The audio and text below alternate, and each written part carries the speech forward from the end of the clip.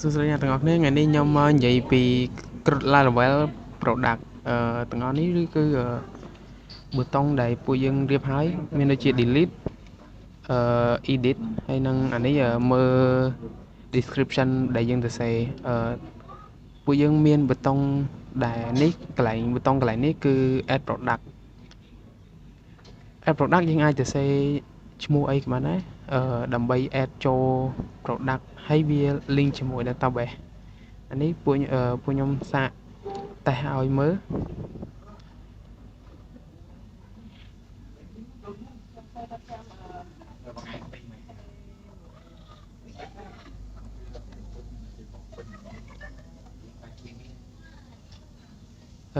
ខាងនេះដែលពួកយើងបាន add product ចូល product ដែលនេះយើង add ពីខាងក្រៅដាក់ចូលឥឡូវពួកយើងសាកប្រើ delete យើងចុច OK មក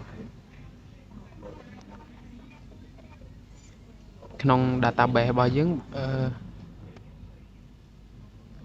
ក្នុង database យើងបានបាត់ហើយនៅពេលយើង delete នេះគឺ edit យើងអាច edit កន្លែងណាក៏បានដែរឥឡូវយើងសាក edit color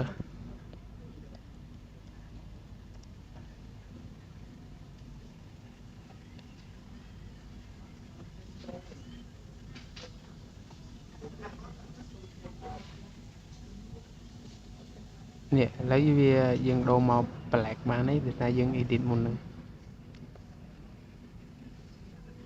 ចំណុចចុងក្រោយគឺយើងនិយាយពី view detail នេះយើងអាចមើលតន្ន័យដែលយើង set ទុកថាអាចថែមថយកន្លែងណាឬក៏មិនយើងអាចមើលហើយចាំយើងអាចទៅចូល edit វាបាន